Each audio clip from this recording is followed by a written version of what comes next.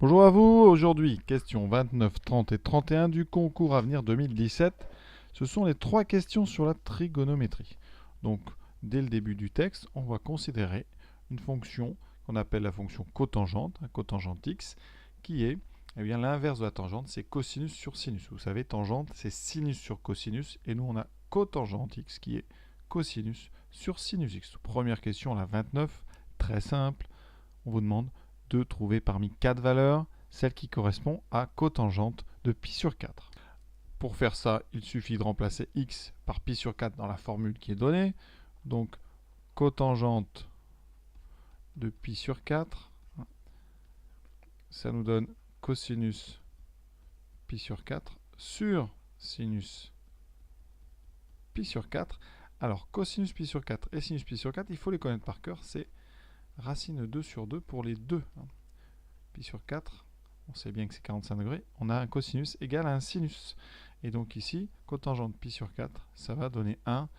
C'est la réponse A. On coche donc réponse A, question 29.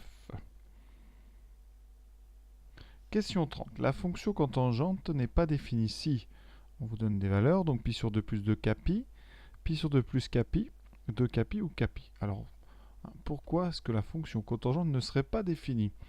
Eh bien, si vous regardez bien, on a une division par sinus. Donc, on doit avoir un cotangente de x existe.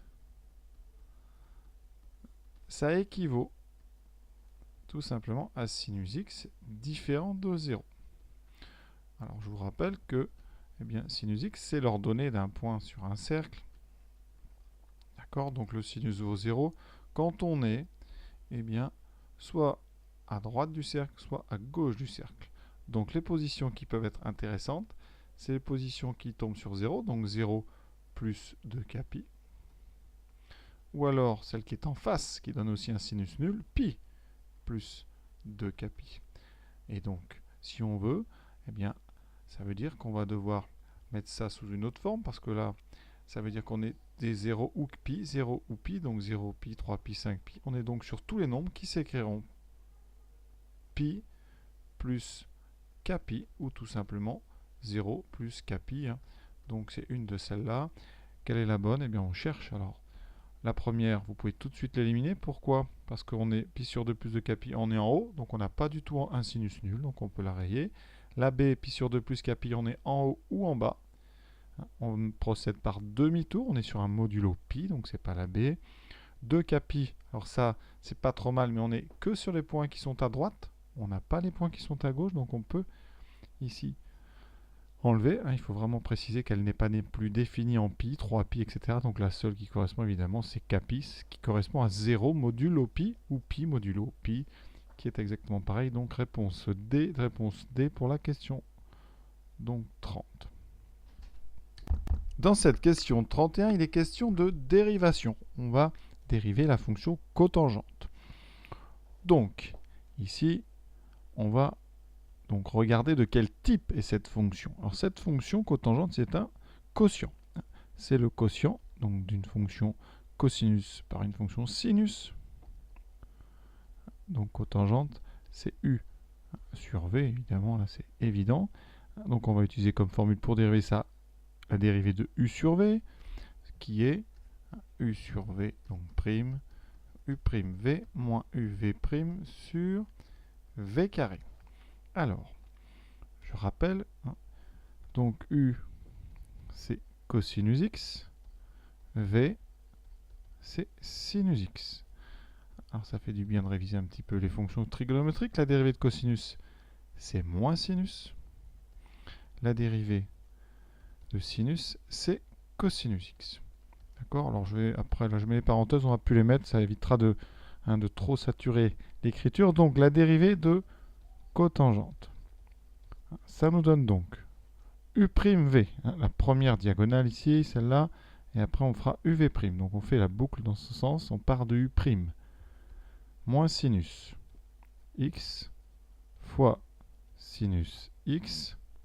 Ensuite, dans la formule, il y a un moins cosinus x fois cosinus x. Et on divise par v carré, donc par sinus x au carré. Donc, on peut mettre le carré ici juste après le sinus, vous avez tout à fait le droit.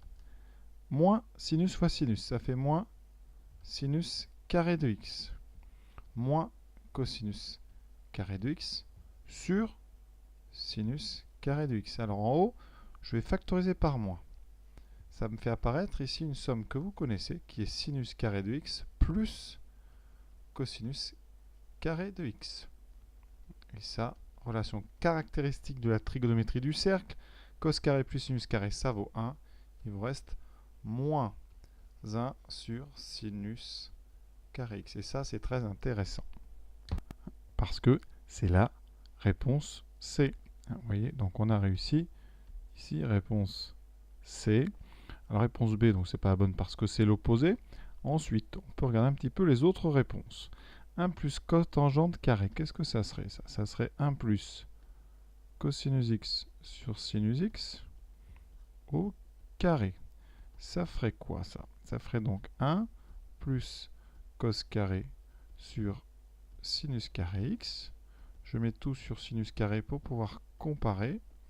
Ça me fera donc sinus carré de x plus cosinus carré x. Encore une fois en relation caractéristique, ça donne 1 sur sinus carré x. Vous voyez qu'on tombe sur l'opposé, donc c'est pas non plus celle-là. Et le dernier, cos cotangente carré moins 1, donc je regarde, ça va me donner quoi? Donc cos x sur sinus x au carré moins 1. Donc ça fait cos carré sur sinus carré moins 1. Je mets au même dénominateur. On obtient sinus carré. Et là, en haut, on obtient quoi? Cosinus carré x moins sinus carré x. Et ça, eh bien, ce n'est pas du tout moins 1 sinus carré x. Donc voilà, alors pour ceux qui s'intéressent, en haut, c'est une formule de trigonométrie. Alors c'est compliqué, hein. C'est la trigonométrie donc, de la duplication. C'est la formule de cosinus 2x sur sinus carré x. Ça a peu d'intérêt de le dire ici, mais c'est juste pour votre culture, voilà. Alors j'espère que vous avez bien compris cette dérivée. C'est donc moins 1 sur sinus carré. Voilà. À bientôt. Donc voilà, c'est terminé pour cette vidéo. On n'oublie pas de cocher par contre avant de partir. Donc réponse C pour la question 31. Merci.